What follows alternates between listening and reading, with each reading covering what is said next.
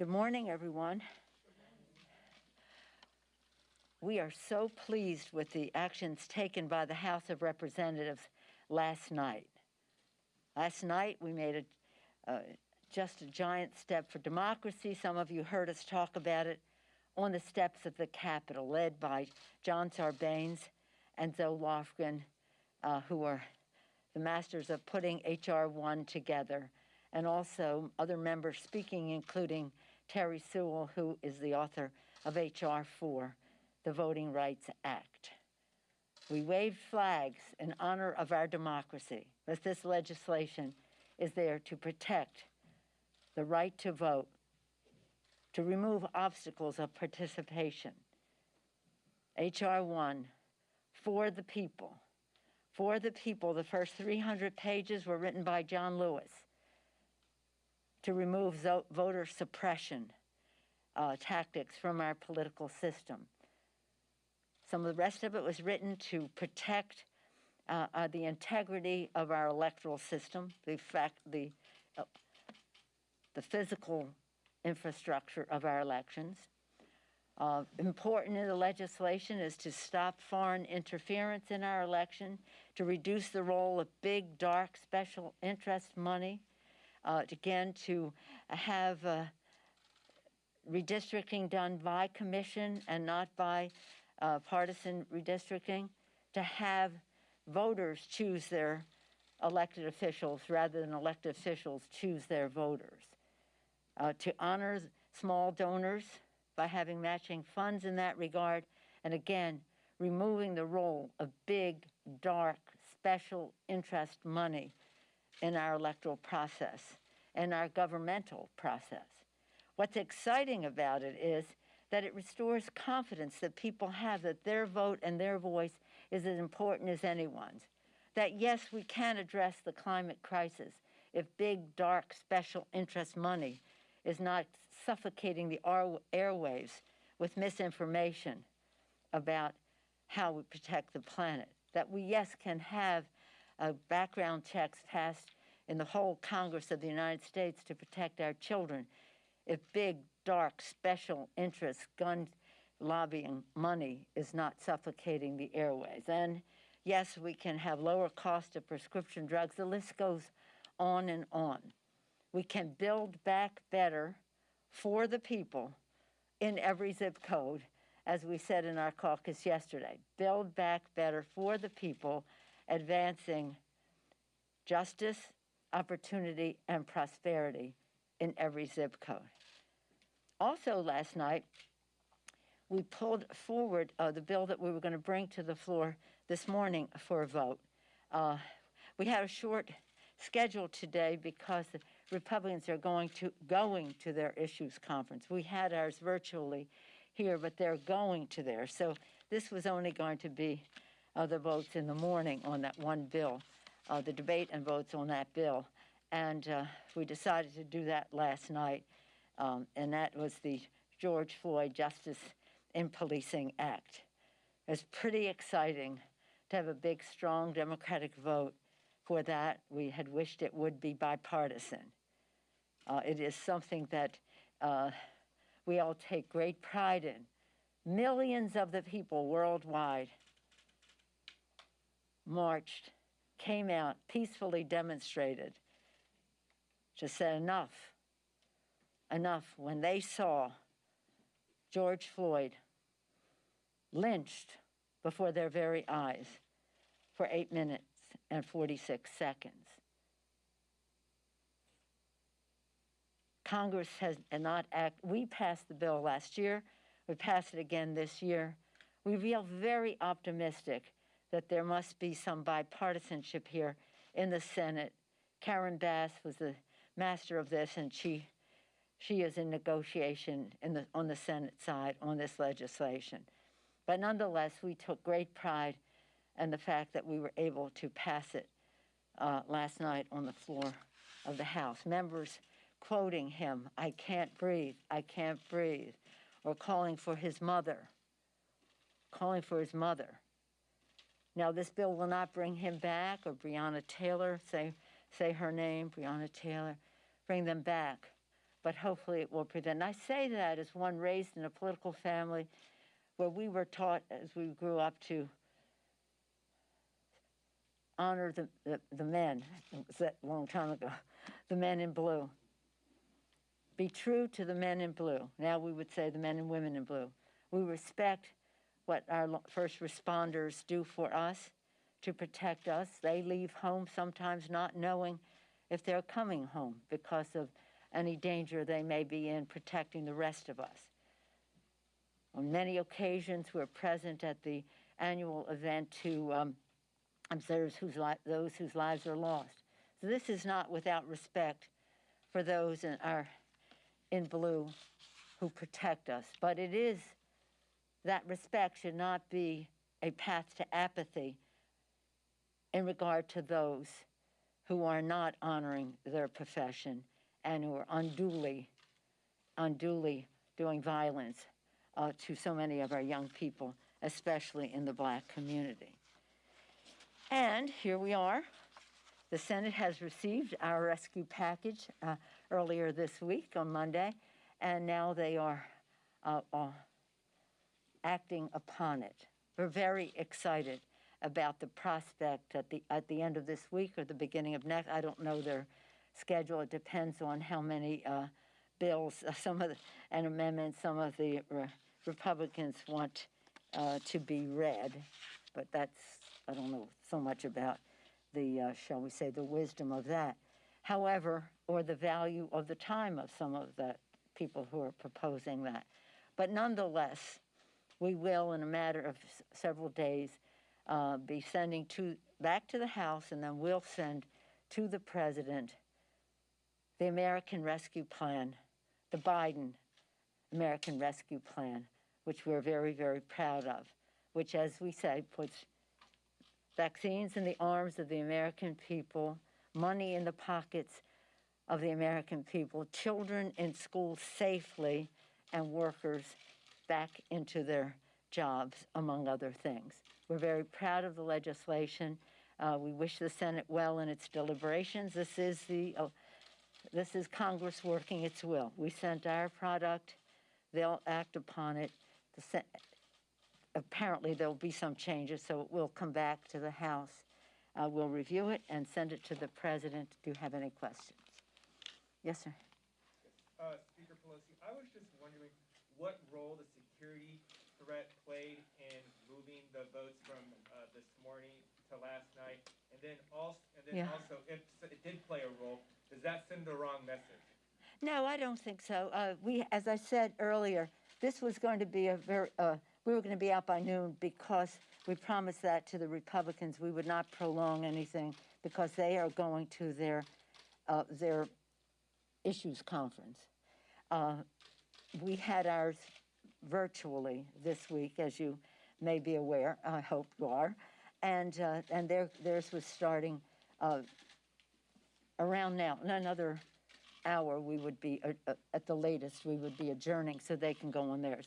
So it was really just as a convenience, and frankly, there are a lot of us. You know, their Senate is in, and they should be in that. We're at least four times more people, and therefore all that implies in terms of numbers of people in the Capitol, if in fact there's any troublemakers around, and it made sense. I don't think anybody should take any encouragement that because some troublemakers might show up, that we changed our whole schedule. No, we just moved it a few hours, and it largely will accommodate the Republicans going to their own session. Yes, sir. There are reports that the Capitol Police have asked the National Guard to stay for 2 additional months, in addition to how long they've been here. Do you think that need exists? Do you agree you want them to continue to stay here? Well, that's a question for them. The decisions about security are made by the security leadership here, and we'll see what that ask is. Right now, we have some drafts that have been put together, a draft that has been put together by General Honore. He's briefing all the leadership of committees in a bipartisan way, leadership of the Congress, and hopefully next week we'll have a presentation we'll be able to have presentations to the fuller membership. The issue about the National Guard is one that will be made by the Capitol Police and the Police Board and the rest, but I'm not in a position to respond to that. But we should have them here as long as they are needed. And the silliness of this being Inauguration Day and that in May the president will be inaugurated falls into the realm of let's not waste our time on it. But in terms of that, what we need, we have to have what we need when we need it, and in the numbers of that we need it. But that's a security decision. Yes, yes, ma'am. Thank you, Madam Speaker. About the rescue plan, critics, including Senator Mitch McConnell this week, said the expansion of Obamacare insurance subsidies will disproportionately benefit wealthier people. And they argue that the rescue plan could give subsidies to households making $300,000 or more, and also discourages people from going to work. Are you talking about the Affordable Care Act? Yes, expansion in the rescue plan. No, this is a 2-year extension of an improvement on the Affordable Care Act, so that the subsidies would be available to the next tier of income people. It's not about wealth. If they want to talk about wealth, they should look at their own tax scam that they passed in the dark of night and the speed of light that gave 83% of the benefits to the top 1%, forcing nearly $2 trillion of debt on our children to pay in the future in order to give tax breaks to the high end. They ought not to be complaining about some people making a little more money getting a subsidy. Yes, sir, back there.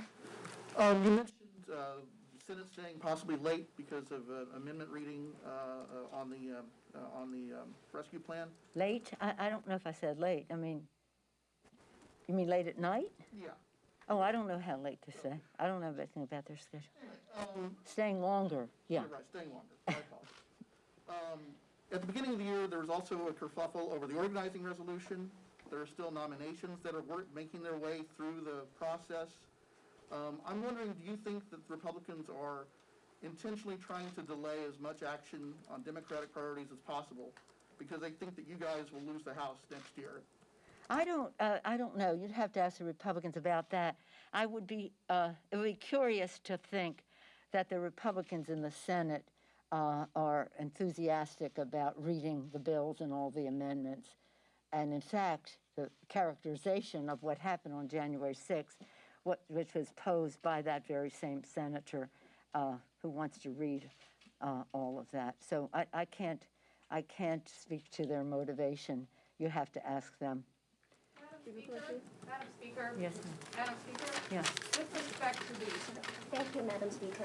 There are some bipartisan talks about another war powers resolution, and I was wondering if there's any discussion within the caucus, and would they have your support? Well, we did, in the committees of jurisdiction, of course, there's always talk about the AUMF. That's an ongoing conversation that we have had, and of course that relates to the War Powers resolution.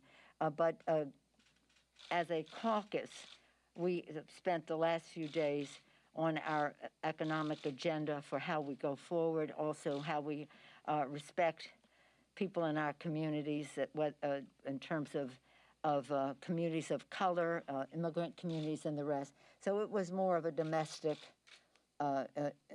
We did have Anthony Blinken, the Secretary of State, speak about some national security issues. He was fabulous. It was a beautiful values-based, visionary presentation. But in terms of the committees of jurisdiction, that would be the Armed Services Committee, others on the Appropriations Committee that apply to that.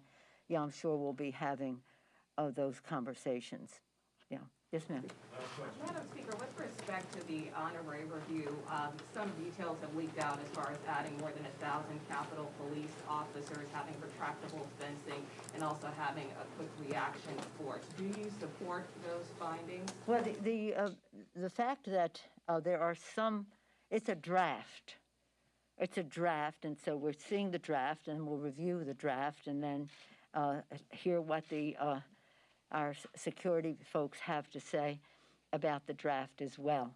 I'm not here to talk about any particulars of it, but I have enormous respect for General Honore. I think it is a blessing to us that he was willing to take the responsibility to engage so many others who are with law enforcement and national security expertise to look at the situation here about how what happened from a security standpoint and how we could have prevented it and how we prevent it in the future. Perhaps next week we will be presenting to the fuller body and at some point have decisions made about what is feasible. It will have to have a supplemental. It's going to take more money to protect the Capitol in a way that enables people to come here, children to come and see our democracy in action, all of you to cover what happens here safely, members to be comfortable that they are safe when they are here, and not be concerned about what happened last time. But that just doesn't have a place in a democracy. And that's why today, again, it has not impeded us because we only had a small agenda for this morning, big in terms of George Floyd bill, but the rule had been passed earlier in the week, so it was just the hour of debate and then the vote on the bill, which we could easily accommodate last night. But between COVID, where we need to have vaccinations more broadly in the Capitol so that many more people can come here and do their jobs, and the threat of all the president's men out there, we have to ensure with our security that we are safe enough to do our job, but not impeding. I mean, I live in San Francisco, so people said, well, if you want to be totally protected from earthquakes, you just live in an iron igloo, and then you're completely safe. Well, who wants to do that? So how do we make the judgments of what is needed to protect ourselves from what has been described by the director of the FBI as domestic terrorist? How we protect ourselves against that makes COVID look almost doable because it is just a matter of money and vaccine, et cetera. So in any event, we're ready for the task. We have expert guidance and intellectual resources available to us, and we will make decisions and prioritize. It's about prioritizing how we go forward. But it's going to be a great day as the Senate proceeds with the legislation. We're thrilled with what we were able to accomplish last night, and it'll be a cause for celebration when we pass the rescue package, and at the same time, we are already moving forward with the recovery package. So it's an exciting time. I hope you felt safe coming in today. We're way ahead of where we were last time because we have fences and we have National Guard and the rest. But nonetheless, we don't want to have all of that. We want to have our Capitol be respected by everyone in our country, so that, as Lincoln did during the Civil War, he said, we're going to build the dome so that people know that we are proceeding. And that's really what our spirit is. Thank you all very much.